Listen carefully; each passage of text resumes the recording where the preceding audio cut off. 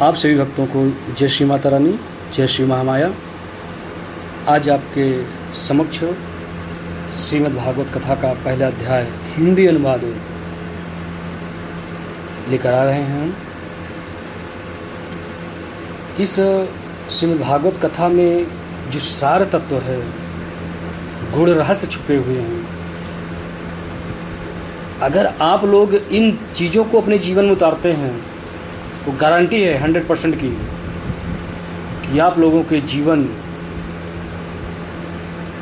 बदल जाएंगे। जो भी घर में परिवार में दिक्कतें हैं वो धीरे धीरे करके दूर होंगी, क्योंकि पूर्व जन्म का जो संचित आपका कुछ पाप रह गया हो या जो भी चीज़ें आप समझ लीजिए, ये सब चीज़ें धीरे धीरे करके कट जाएंगी और सुखमय जीवन आप लोग व्यतीत करेंगे। जो भी इसे सुनेगा, मनन करेगा, चिंतन करेगा, अध्ययन करेगा प्रतिदिन, उसके जीवन में कभी कोई दिक्कतें नहीं आएंगी। शुरू करते हैं श्रीमद् भागवत का प्रथम अध्याय। धृतराष्ट्र बोले, हे संजय, धर्मभूमि कुरुक्षेत्र में इकट्ठे हुए युद्ध की इच्छा वाले मेरे और पांडवों के पुत्रों ने क्या किया।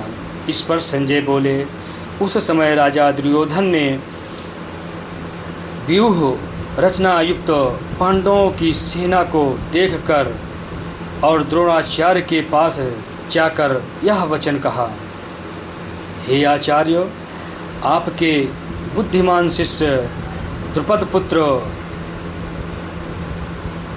धृष्टद्युम्न द्वारा व्यूहाकार खड़ी की हुई पांडु पुत्रों की इस बड़ी भारी सेना को देखिए। इस सेना में बड़े बड़े धनुषों वाले युद्ध में भीम और अर्जुन के समान बहुत से शूरवीर हैं, जैसे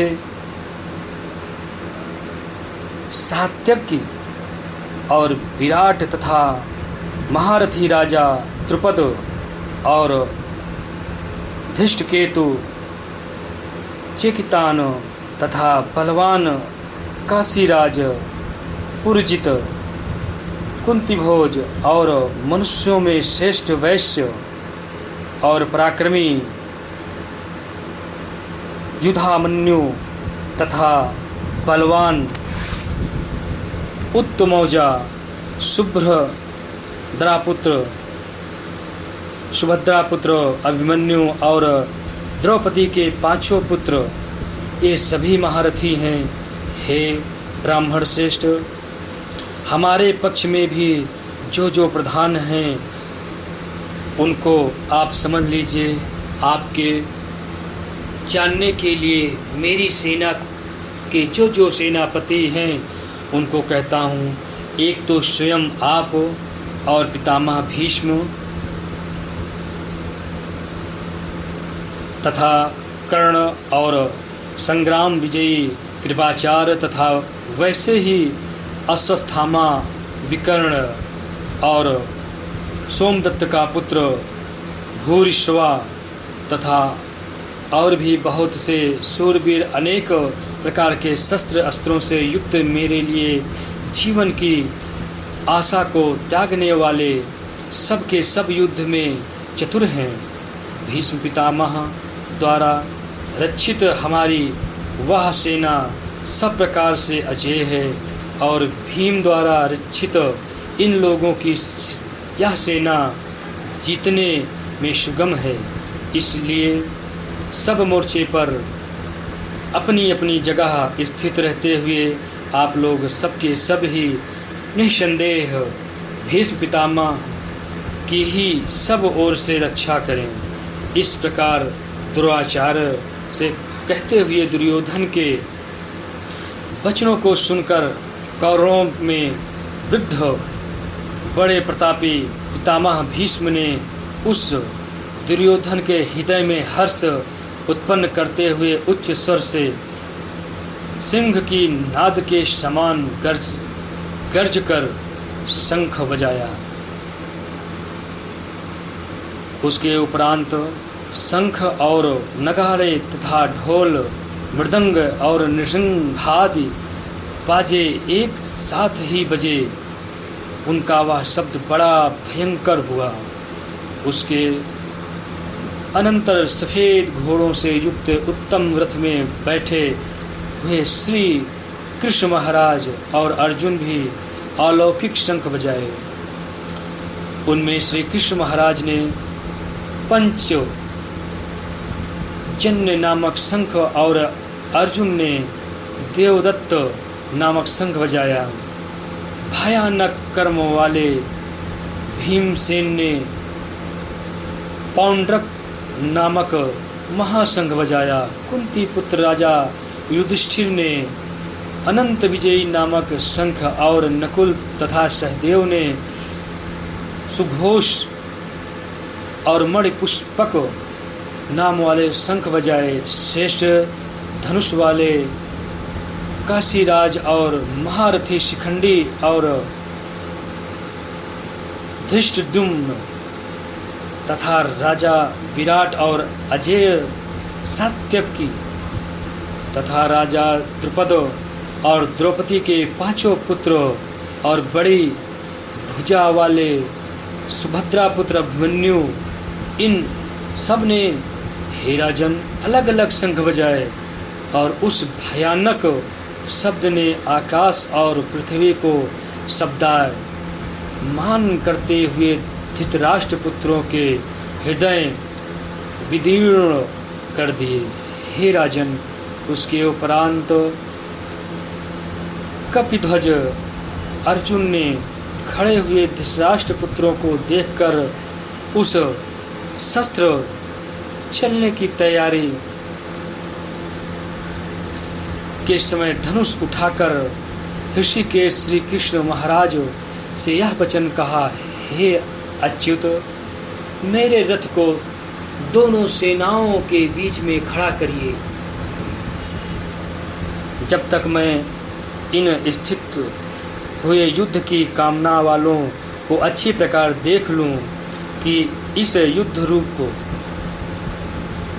व्यापार में मुझे किन किन के साथ युद्ध करना योग्य है। दुर्बुद्धि दुर्योधन का युद्ध में कल्याण चाहने वाले जो ये राजा लोग इस सेना में आए हैं, उन युद्ध करने वालों को मैं देखूं। संजय बोले, हे धृतराष्ट्र, अर्जुन द्वारा इस प्रकार कहे हुए महाराज श्री कृष्णचंद्र ने दोनों सेनाओं के बीच में भीष्म और द्रोणाचार्य के सामने और संपूर्ण राजाओं के सामने उत्तम रथ को खड़ा करके ऐसे कहा कि हे पार्थ, इन इकट्ठे हुए कौरवों को देख। उसके उपरांत पृथापुत्र अर्जुन ने उन दोनों ही सेनाओं में स्थित हुए पिता के भाइयों को, पितामहों को, आचार्यों को, मामों को, भाइयों को, पुत्रों को, पौत्रों को तथा मित्रों को, ससुरों को और सुहृदों को भी देखा। इस प्रकार उन खड़े हुए संपूर्ण बंधुओं को देखकर वे अत्यंत करुणा से युक्त हुए। कुंती पुत्र अर्जुन शोक करते हुए यह बोले, हे कृष्ण, इस युद्ध की इच्छा वाले खड़े हुए स्वजन समुदाय को देखकर मेरे अंग शिथिल हुए जाते हैं और मुख भी सूखा जाता है और मेरे शरीर में कंप तथा रोमांच होता है तथा हाथ से गांडीव धनुष गिरता है और त्वचा भी बहुत जलती है तथा मेरे मन भ्रमित सा हो रहा है। इसलिए मैं खड़ा होने रहने को भी सामर्थ्य नहीं हूँ। हे केशव, लक्षणों को भी विपरीत ही देखता हूँ तथा युद्ध में अपने कुल को मारकर कल्याण भी नहीं देखता। हे कृष्ण, विजय नहीं चाहता और राज्य तथा सुखों को भी नहीं चाहता। हे गोविंद, हमें राज्य से क्या प्रयोजन है, अथवा भोगों से और जीवन से भी क्या प्रयोजन है, क्योंकि हमें जिनके लिए राज्य भोग और सुखादि इच्छित है, वही यह सब धन और जीवन की आशा को त्याग कर युद्ध में खड़े हैं, जो कि गुरुजन, ताऊ, चाचे, लड़के और वैसे ही दादा, मामा, ससुर, पोते, साले तथा और भी संबंधी लोग हैं।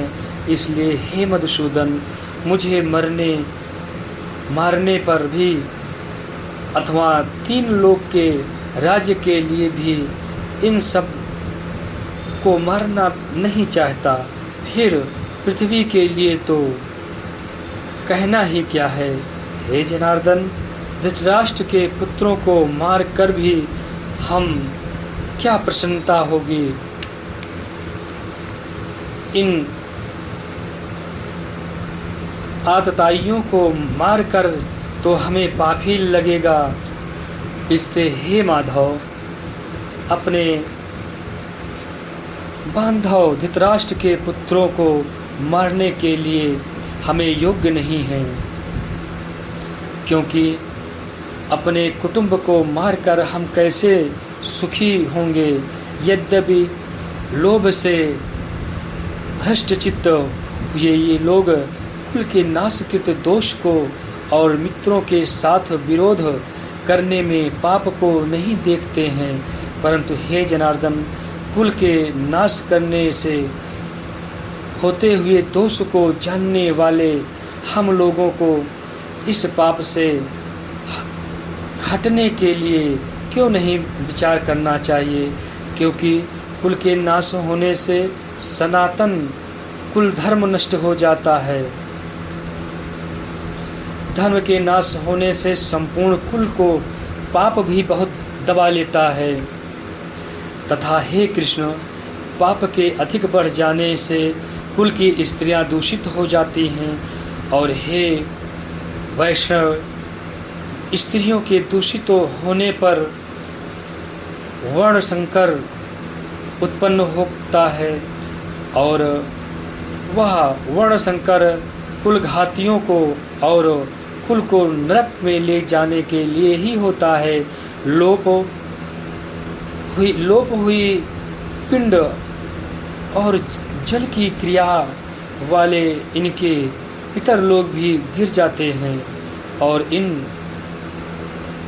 वर्ण संकर कारक दोषों से कुल घातियों के सनातन कुल धर्म और जाति धर्म नष्ट हो जाते हैं। तथा हे जनार्दन, नष्ट हुए कुल धर्म वाले मनुष्यों का अनंत काल तक नरक में वास होता है, ऐसा हमने सुना है। अहो, शोक है कि हम लोग बुद्धिमान होकर भी महान पाप करने को तैयार हुए हैं, जो कि राज्य और सुख के भोग से अपने कुल को मारने के लिए उद्यत हुए हैं। यदि मुझे शस्त्र रहित न सामना करने वाले को शस्त्रधारी धृतराष्ट्र के पुत्र रण में मारे, तो वह मारना भी मेरे लिए अति कल्याणकारक होगा। संजय बोले, रणभूमि में शोक से उद्विग्न मन वाले अर्जुन इस प्रकार कहकर बाण सहित धनुष को त्याग कर रथ के पिछले भाग में बैठ गए।